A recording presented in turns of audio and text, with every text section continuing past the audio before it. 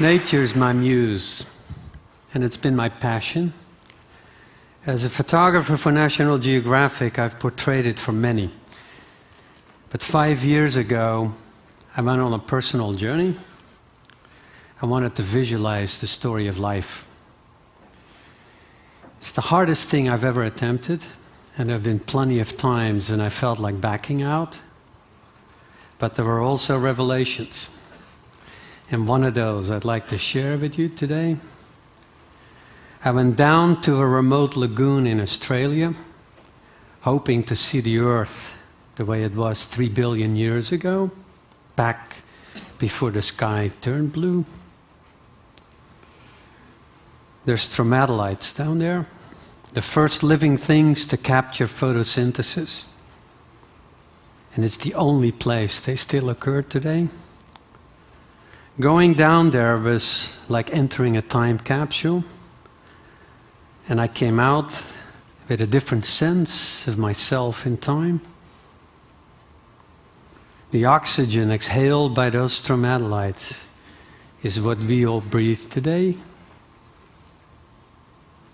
Stromatolites are the heroes in my story. I hope it's a story that has some resonance for our time. It's a story about you and me, nature and science. And with that said, I'd like to invite you for a short, brief journey of life through time.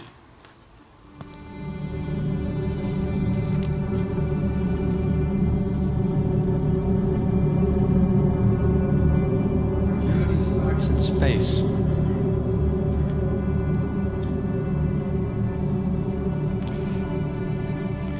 Where matter condenses into spheres over time, solidifying into surface molded by fire.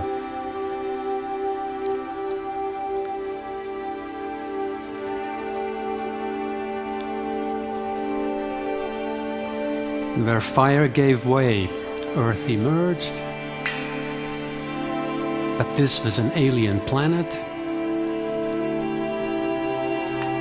The moon was closer, things were different.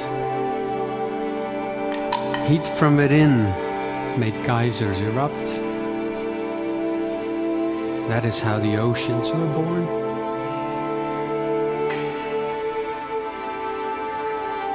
Water froze around the poles and shaped the edges of the earth.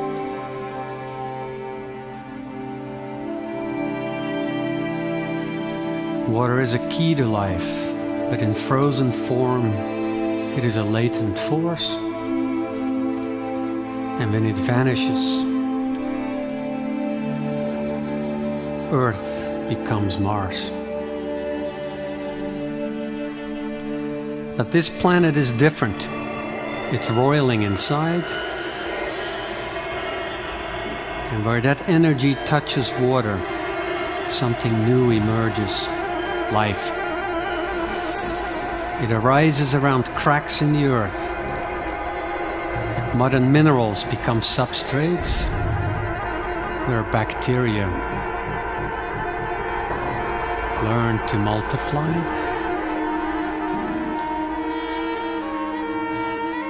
Thickening in places, growing living structures under an alien sky. Stromatolites were the first to exhale oxygen, and they changed the atmosphere. A breath that's fossilized now as iron. Meteorites delivered chemistry, and perhaps membranes too. Life needs a membrane to contain itself, so it can replicate and mutate. These are diatoms.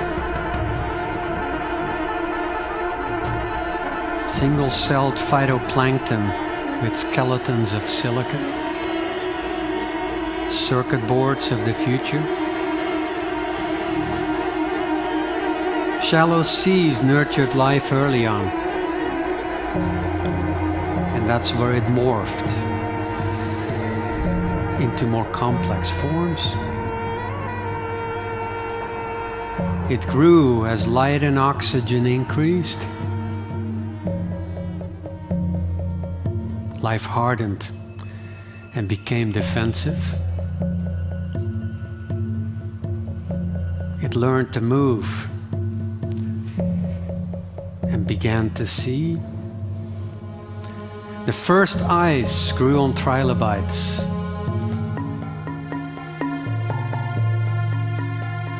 The vision was refined in horseshoe crabs. Among the first to leave the sea. They still do what they've done for ages. Their enemies long gone. Scorpions followed prey out of the sea. Slugs became snails. Fish tried amphibian life.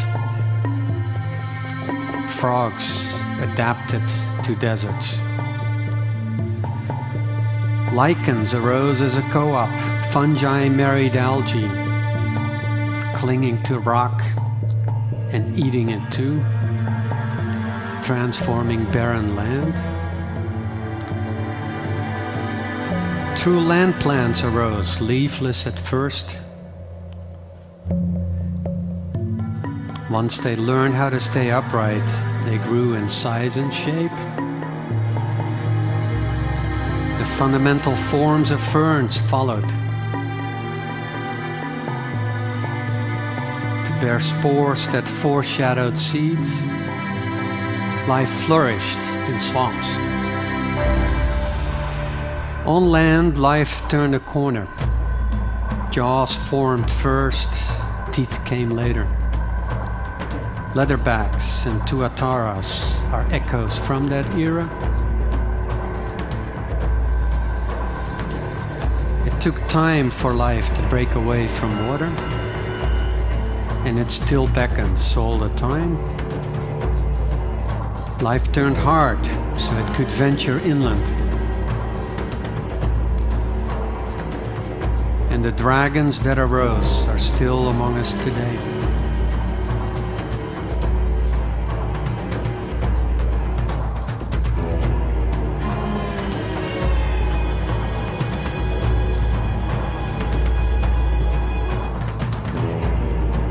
Jurassic Park still shimmers in part of Madagascar and the center of Brazil, where plants called cycads remain rock hard.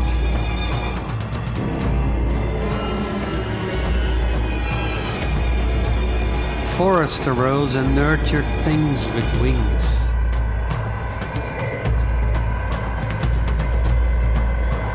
One early form left an imprint like it died only yesterday. And others fly today like echoes of the past. In birds, life gained new mobility.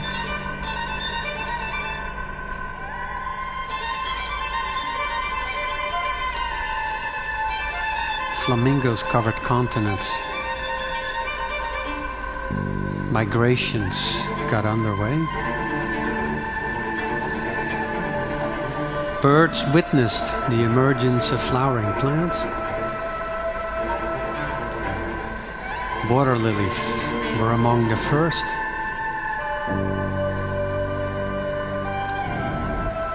Plants began to diversify and grew, turning into trees.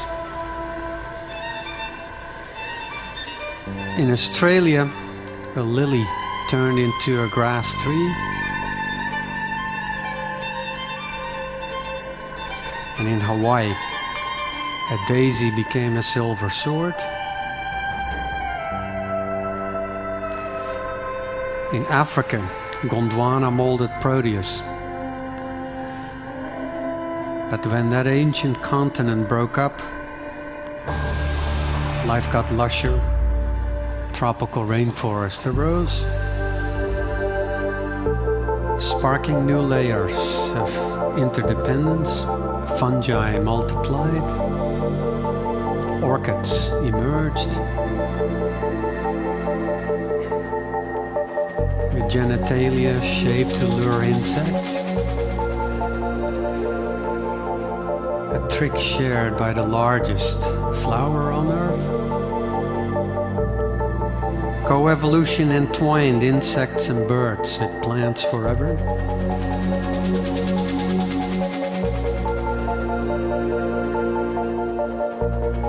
When birds can't fly, they become vulnerable. Kiwis are. And so are these hawks trapped near Antarctica. Extinction can come slowly. But sometimes it arrives fast. An asteroid hit and a world went down in flames. But there were witnesses. Survivors in the dark. When the skies cleared, a new world was born. A world fit for mammals. From tiny shrews and tenrecs accustomed to the dark, new forms became bats, civets, new predators, hyenas, getting faster and faster still.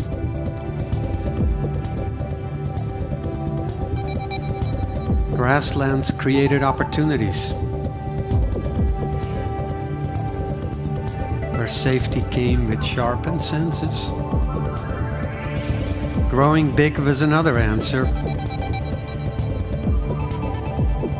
But size always comes at a price.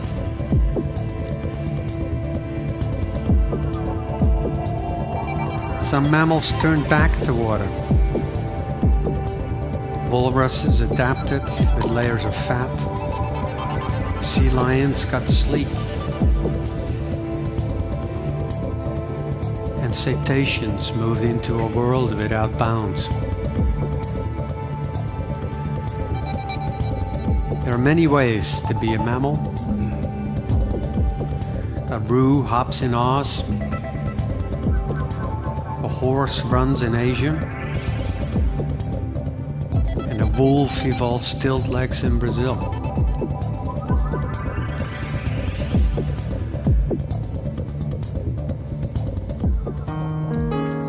Primates emerge from jungles as tarsiers first, becoming lemurs not much later. Learning became reinforced. Bands of apes ventured into the open, and forests dried out once more. Going upright became a lifestyle. So who are we? Brothers of masculine chimps? Sisters of feminine bonobos? We are all of them and more. We're molded by the same life force. The blood veins in our hands echo the coarse water traces on the earth. And our brains, our celebrated brains, reflect the drainage of a tidal marsh. Life is a force in its own right. It is a new element. And it has altered the earth. It covers earth like a skin. And where it doesn't, as in Greenland in winter, Mars is still not very far. But that likelihood fades as long as ice melts again, and where water is liquid, it becomes a womb for cells green with chlorophyll, and that molecular marvel is what's made a difference. It powers everything. The whole animal world today lives on a stockpile of bacterial oxygen that is cycled constantly through plants and algae, and their waste is our breath, and vice versa. This earth is alive, and it's made its own membrane. We call it atmosphere. This is the icon of our journey. And you all here today can imagine and will shape where we go next.